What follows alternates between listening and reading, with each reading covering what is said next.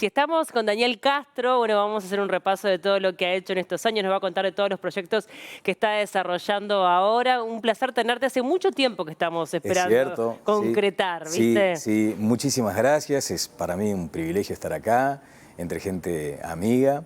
Puedo decir también que esta fue mi casa Sí. cuando llegué de Tacuarembó, así que me siento muy, muy cómodo.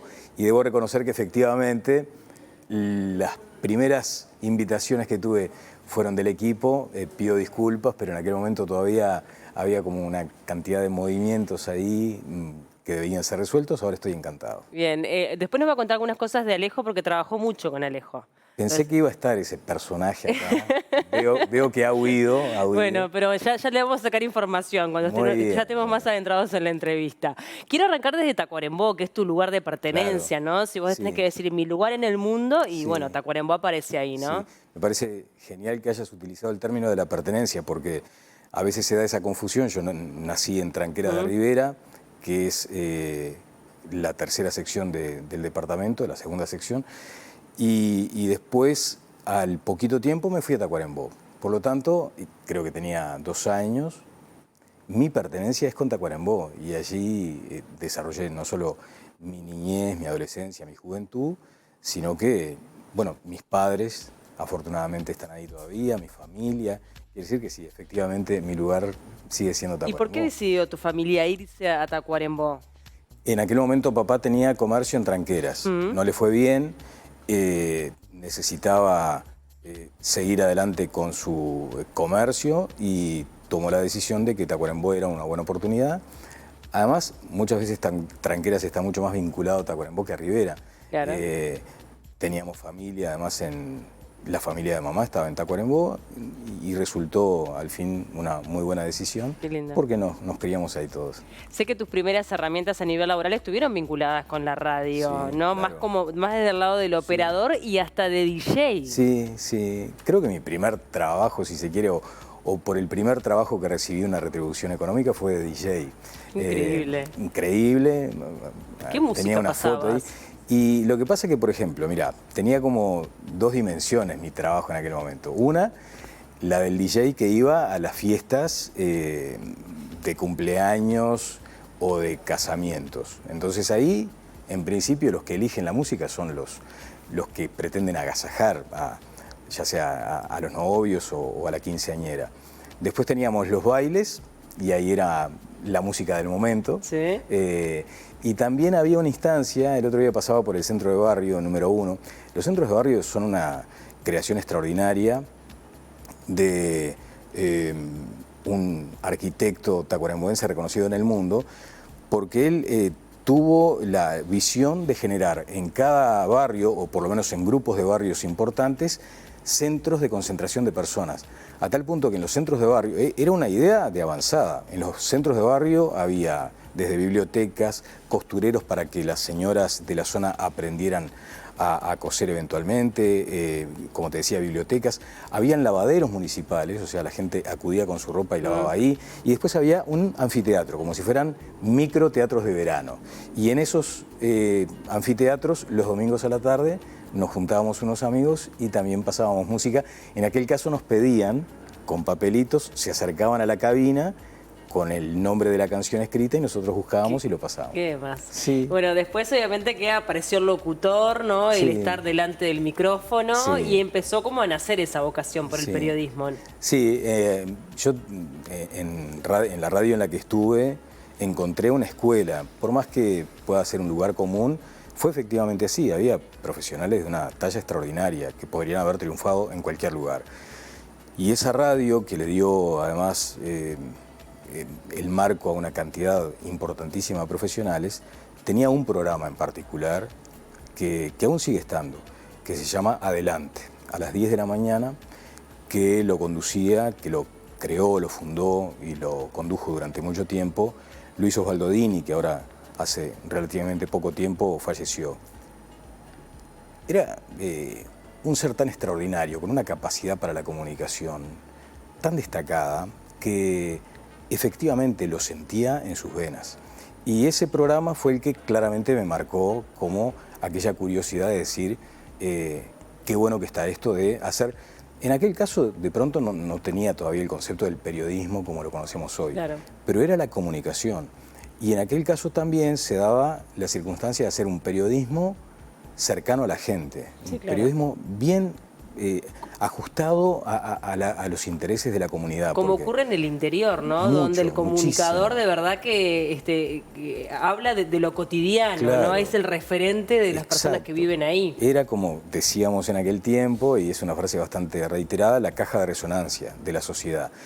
Quienes querían plantear sus inquietudes, sus problemas, acudían adelante, era natural, o sea, se rompía un caño y acudían al programa, pero si se necesitaba una colecta para una persona que estaba enferma, acudían al programa. Y después había otro gran mérito, que ahí es donde me parece que empiezo como a enganchar en un estilo de periodismo, y es que por el programa, por esos micrófonos, pasaban absolutamente todos los dirigentes políticos. En épocas también bastante complicadas. Pasaban todos, y la virtud que tenía Luis Osvaldo, con sus ideas, con sus principios, con su partido, la gran virtud que tenía es que con todos actuaba de la misma forma. No había una condescendencia con aquellas personas que simpatizaban con su partido, ni tampoco había, digamos, una reacción desmesurada y violenta con aquellos que proclamaban otras ideas. Y eso me encantó porque efectivamente ahí se podía decir que era imparcial, y eso Claro. me encanta. ¿Cómo fue la avenida Montevideo, la capital, donde vos ya tenías una familia consolidada en sí? Claro. No te viniste solo. Claro, de hecho, justamente de pronto pensando en lo que podía ser mejor para la familia en aquel momento, tomé la decisión porque aquí mismo gané un concurso en el 5. Ah, en Canal 5. Sí, y eso me permitió tener como una especie de primera puerta, que de ninguna manera era suficiente como para atraer a la familia. Entonces seguía explorando posibilidades y llegué a Radio Sarandí, que es una radio en la que yo soñaba trabajar estando en Tacuarembó. Ya le tenía como un respeto, para mí era como una especie de catedral de la comunicación, del periodismo, y efectivamente me fui a Sarandí un día, y resulta que empecé haciendo unas suplencias y después quedé. Cuando se redondeó eso de Sarandí con lo del canal, ahí sí se dio como una circunstancia para animarme a traer a la familia y bueno. Qué bueno. ¿Y cómo fue ese desarraigo, no? Porque por más que digo, uno diría ya eras una persona adulta, Sí, tenías una claro, familia 30 años, consolidada, sí, sí. Hay un desarraigo, ¿no? De tu Sí, lugar, sí. de donde perteneces a, bueno, moverte en otro ámbito, Sí. al 100%. Claro, sí, cuando uno se pone un poco más viejo y más reflexivo, empieza como a evaluar aquellas decisiones importantes que tomó en la vida. Y naturalmente siempre va a haber claroscuros, o sea, es muy difícil que vos estés totalmente convencido de que aquella decisión fue la mejor de todas. En aquel momento consideraba que efectivamente había sido la mejor de todas. Después tal vez con el tiempo uno va matizando y vas diciendo, bueno, hubo una proyección profesional, laboral importante que me permitió sostener a la familia. Tal vez si hubiera sabido que tenía consecuencias con ese desarraigo que no era exclusivamente mío, sino que era de otras personas que en aquel momento me acompañaban, y bueno, probablemente lo hubiera meditado de otra manera. Pero hay un momento donde hay que trazar raya, y también con el paso del tiempo me he vuelto más optimista. Claro. Así que considero que, bueno, fue una decisión de aquel momento que al final no resultó tan mala. Bien, además tú comenzaste con un periodismo que hoy, digo, sigue estando vigente, pero que se ha transformado muchísimo, ¿no? Con la llegada de Internet, Claro. con la llegada de las redes sociales, con la inmediatez que nos exige hoy Sí. por hoy la actualización constante. Sí. ¿Cómo llevaste todo ese proceso? ¿Cómo lo viviste? ¿Y cómo lo vivís al día de hoy, no? Esa necesidad de... También, y cómo lo transmitís como docente, ¿no? Claro. Lo que entiendo también, considerando ese papel docente, es que una primera enseñanza que debemos tener presente los profesionales de esta edad y los que están comenzando es que nunca hay un punto final para estar informado o para aprender o para incorporar conocimiento. Me parece vital que tengamos claro la necesidad de nutrirnos todo el tiempo. Todo el tiempo eso de la formación continua en nuestra profesión aplica, y es un elemento insoslayable. O sea, no puede existir periodismo si no es con la formación permanente. Y después dudar de todo, aún de nuestro propio trabajo. Me parece que hay momentos donde tenés que plantearte qué has estado haciendo bien, qué has estado haciendo mal, y la forma de mejorar no solo profesionalmente, sino también en tu actitud hacia la gente, que es en definitiva la que después te elige o no. Así que desde ese punto de vista, creo que han habido cambios tremendos, inimaginables. Las redes, que es lo que suele comentarse en estos casos, nos vinieron también como a interpelar, más allá de todo lo eventualmente negativo que puedan tener las redes, para el periodismo tienen algo que me parece que resulta positivo, y es que terminaron interpelándonos. Antes aparecía el periodista en determinado momento. Sí, era el dueño de la verdad. Era el dueño de la verdad. Era como el cura de la iglesia. Acá hablo yo y no hay otra verdad que no sea la que yo estoy transmitiendo. Y las redes pusieron en duda eso. Y me parece que fue muy sano porque nos obligó a todos a ser todavía más profesionales. En todos estos años que has ejercido el periodismo, en radio, en televisión, en la edición central de un informativo con una gran exposición, ¿has sufrido presiones? Las presiones están, primero, las que uno se impone, y después las naturales, sobre las que yo no dramatizo, porque todos estamos todo el tiempo sometidos a presiones, como decía, primero para un ejercicio profesional de una cuestión tan apasionante como es el periodismo. Hay una enorme responsabilidad, creo que tenemos que ser conscientes de la enorme responsabilidad que conlleva comunicar, desmenuzar la noticia, transmitirla. Ahora, ¿puedo suponer que no va a haber presiones en el ejercicio de un rol tan importante? Claro que las hay. La primera tiene que ver con la que uno se autoimpone y hasta dónde sos capaz de marcar claramente los límites.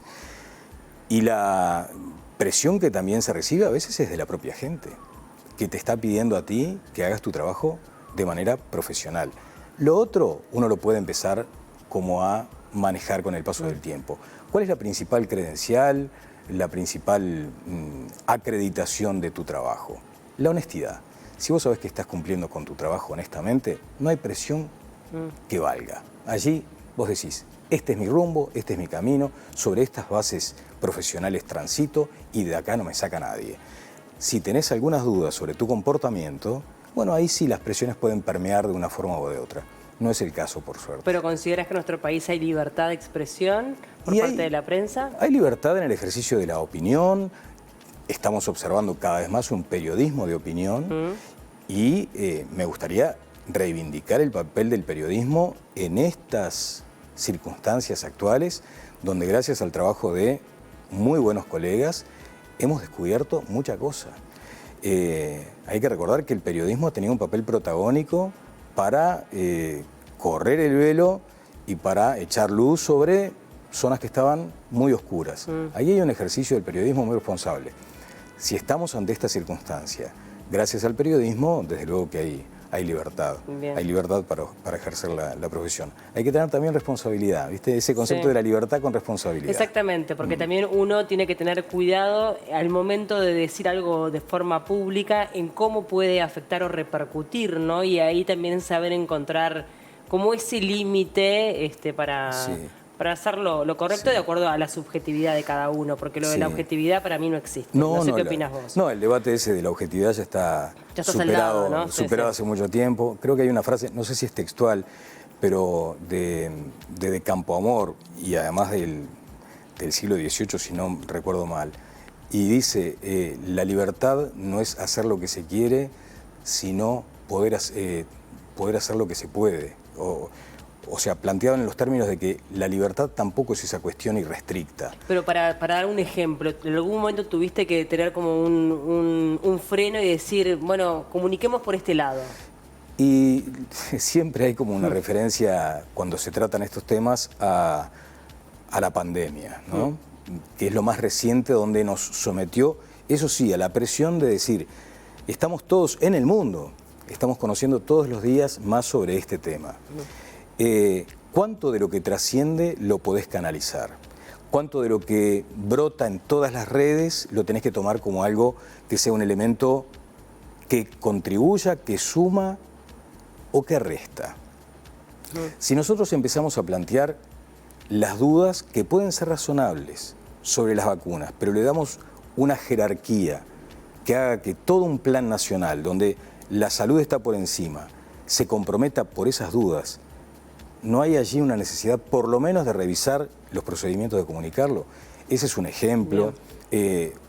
Probablemente en el pasado hubo otros. Se recuerda mucho la corrida...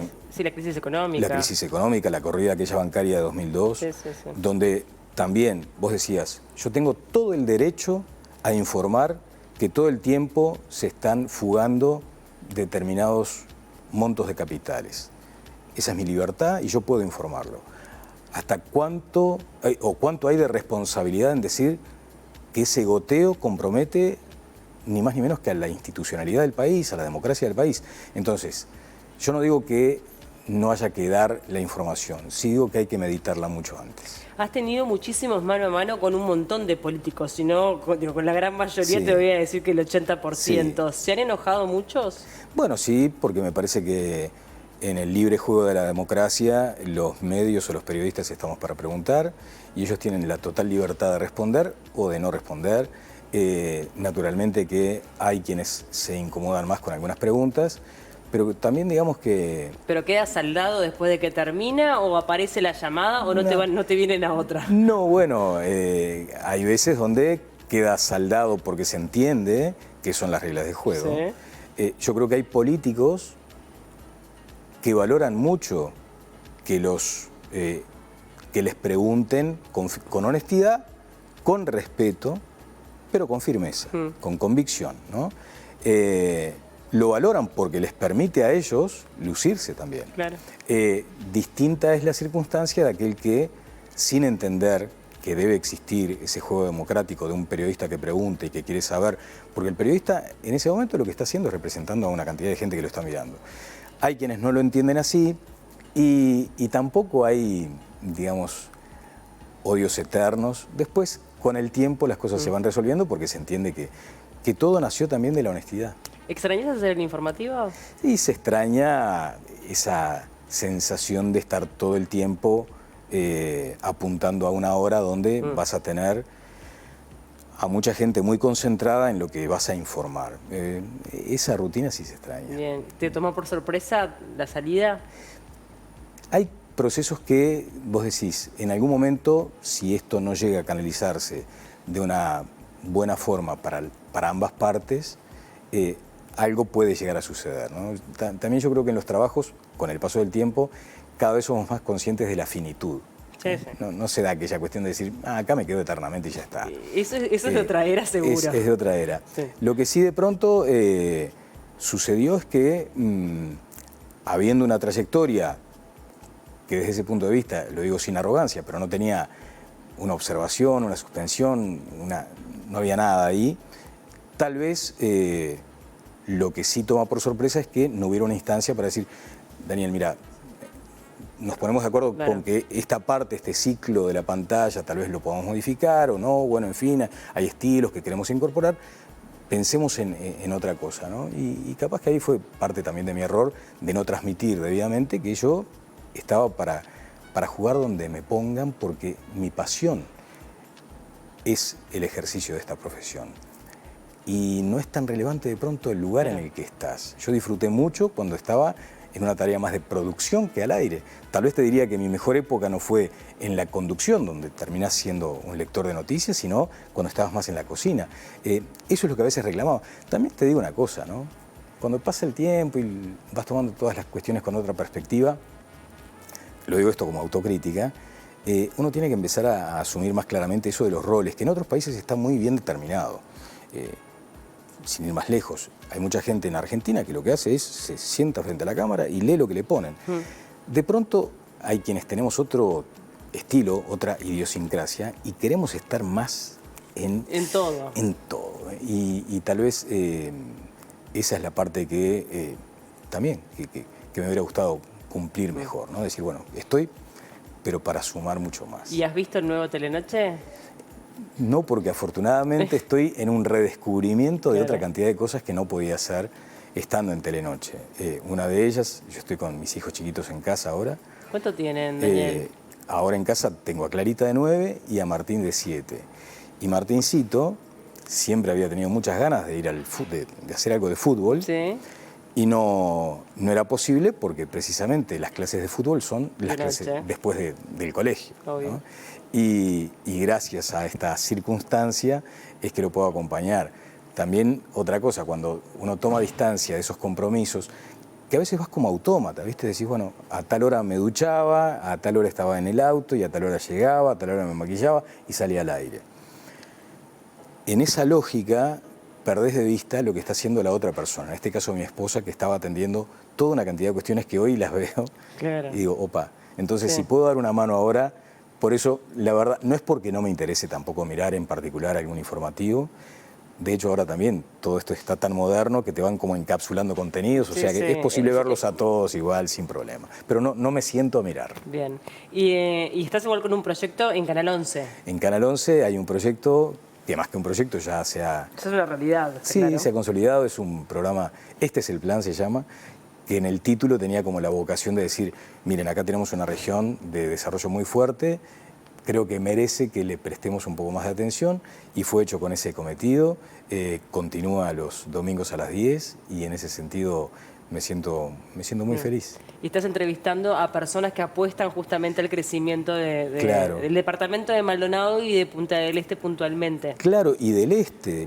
Te diría que la idea... Toda la zona este. A veces también lo perfecto no es bueno de lo, como dicen, ¿no? Lo óptimo no es bueno de lo posible. Sí. Pero en ese caso la idea era abarcar toda esa región y, bueno, sigue siendo como un pendiente, pero también lo que me permite ese tipo de experiencias es descubrir el valor enorme de una cantidad de gente que está haciendo muchísimo, desde todos los lugares, desde la economía, la política, la cultura, la ciencia, el deporte, en fin, o sea, allí hay que ponerle foco y estoy en eso. Qué bueno. ¿Y radio? Y radio en Sarandí, desde las 12, volví a casa, en alguna forma, linda. De 12 a 14, en el informativo de esa hora de la radio, que también hoy en tono de broma a veces decimos, ¿no?, con Sergio Silvestri, que es además un amigo, se nos dio la gran fortuna de transitar este tramo de nuestras profesiones juntos, a veces bromeamos con, y nos pagan además por estar acá, claro. Porque lo disfrutamos mucho, más allá del rigor necesario para un informativo en esa radio,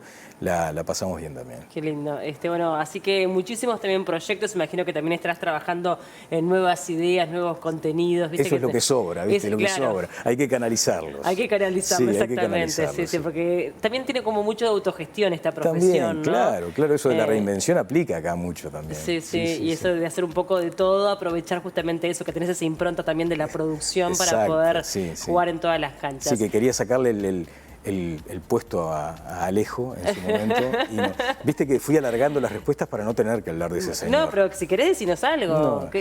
¿Alguna recomendación que nos puedas hacer al tener a Alejo acá en el equipo? Mirá, no, porque además él sabe que le tengo tanto cariño, porque es un tipo tan maravilloso. Yo en algún momento casi que lo adopté como un hijo, ¿no?, profesional. Termina siendo al revés, siempre él enseña más de lo que el padre, en este caso, le puede aportar. Pero de las cosas muy buenas que tienen los medios es que muchas veces abren las ventanas para oxigenar el ambiente con gente joven. Y me tocó encontrar en Alejo a un profesional brillante, pero que además, viste que también cuando uno llega a una edad, cree que tiene la verdad sobre todo. Sí. Y es necesario que vengan y te sacudan un poco, te hagan ver otras cosas, otros puntos de vista, y además es un gran laburador, así que está buenísimo. Es un tipo bárbaro. Y el trabajo intergeneracional me parece que es espectacular, es como tiene que ser. También te digo, hay jóvenes de 90 años y hay viejos de 20. Sin duda, también lo digo. Bueno, Daniel, muchísimas gracias por acompañarnos. Un gusto recibirte, charlar contigo. Y bueno, acá está tu casa, ya lo sabes. Por supuesto, está clarísimo. vuelvo en cualquier momento. Cuando quieras, puedes volver. Muchas gracias.